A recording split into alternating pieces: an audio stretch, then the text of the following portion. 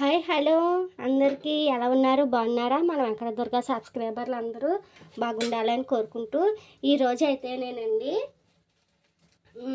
తెల్ల వంకాయలతో పచ్చడి చేస్తున్నాను. రైస్లోకి చాలా టేస్ట్గా ఉంటుంది. ఈ పచ్చడి అయితే రైస్లోకి అండ్ చపాతీలోకి చాలా బెస్ట్ కాంబినేషన్ అని చెప్పచ్చు.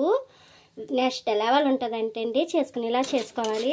దానికి ముందర మనం ఆవాలు, జీలకర్ర, మినపప్పు, వెల్లుల్లి పోపు వేసుకోవాలండి. పోపు వేసుకుని పక్కన పెట్టేసుకోవాలి. పోపు చల్లారాలి పచ్చడికి, అందుకనేసి పోపు వేపేసుకుందామండి.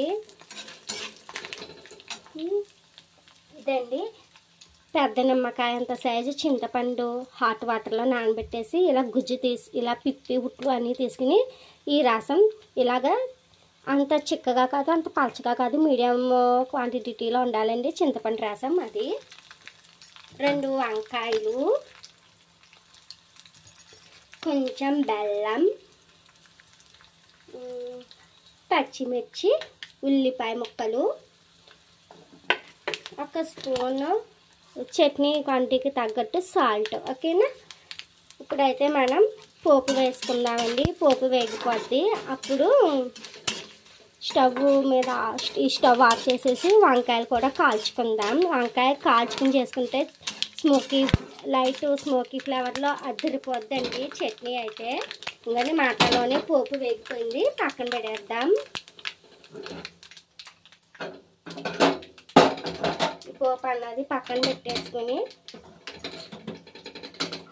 స్టవ్ ఆన్ చేసుకుని ఇలాగా స్టాండ్ పెట్టేసుకుని స్టవ్ మీద వంకాయలకి ముందర లైట్గా ఆయిల్ అప్లై చేసుకోవాలండి. ఆయిల్ అప్లై చేసుకుని ఘాట్లుగా పెట్టేసుకోవాలి. 4 వైపులా 4 ఘాట్లు. అప్పుడే వంకాయ లోపలకంట కాలుతుంది బాగా మంచిగా. మొత్తం కాలి వరకు వెచ్చేద్దామండి.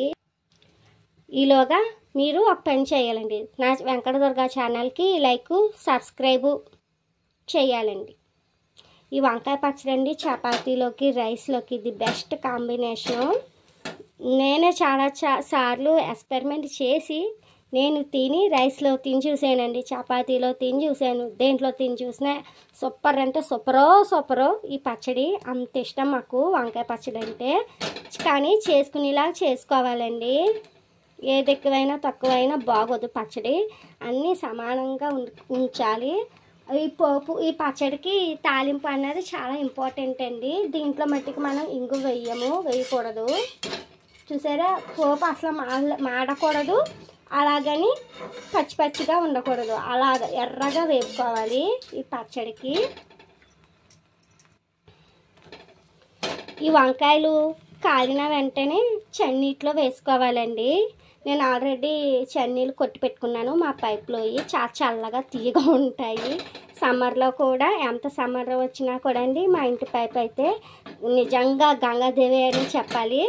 అంత చల్లగా ఉంటుంది. ఫ్రిడ్జ్ కొండ వాటర్ కూడా పనికిరాదు దాని ముందు. మా పైప్ ముందు చాలా బాగుంటుందండి చల్లగా.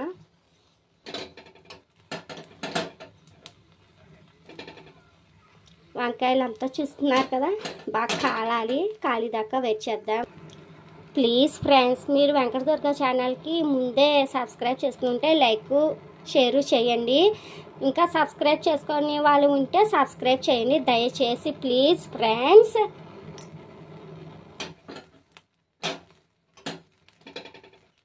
చూసారా ఎలా కాలుతున్నాయో వంకాయలు? మనం ఇలా ఈ విధంగా ఇంకా కాల్చుకోవాలండి. ఇంకా పచ్చి ఉంది.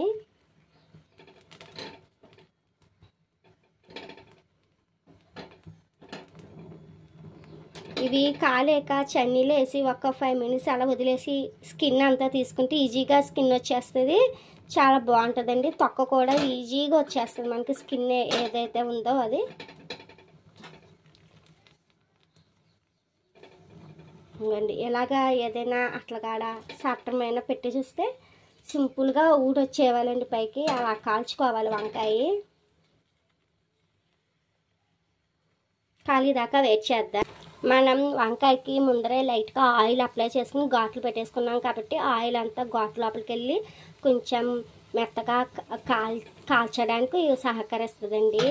అందుకనే మనం వంకాయలకి ఎప్పుడు ఆయిల్ అన్నది అప్లై చేసుకుని కాల్చుకోవాలి. స్కిన్ కూడా గమ్మున వచ్చేస్తుంది, మనకి ఇబ్బంది పెట్టదు.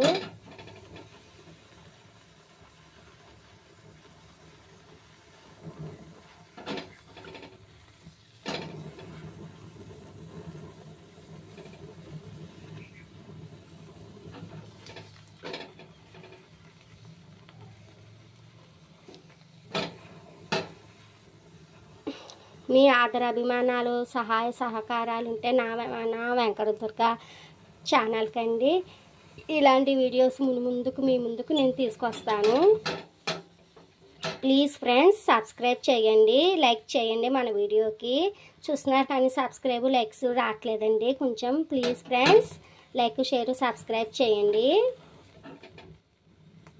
ఎందుకంటే ఇంకా కాలాలి. ఒక వంకాయ కాలిపోయింది, ఆల్రెడీ నేను వాటర్లో వేసాను.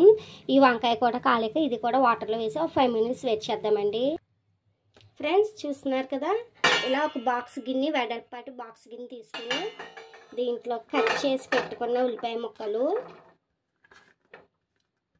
అండ్ పచ్చిమిర్చి, అలాగే చింతపండు వాటర్ ఉంటుంది కదా ఫ్రెండ్స్, చెప్పాను కదా ఆ వాటర్ ఇలాగా జాలి పెట్టుకుని లేదా సట్రం పెట్టుకుని వేసుకోవాలండి. మనము లేకపోతే చింతపండులో ఉన్న తుక్కు అంతా పడిపోద్ది, అందుకని దీని సహాయంతో వేసుకోవాలి. అలాగే చిటికెడు పసుపు, అలాగే సాల్ట్, అలాగే బెల్లం.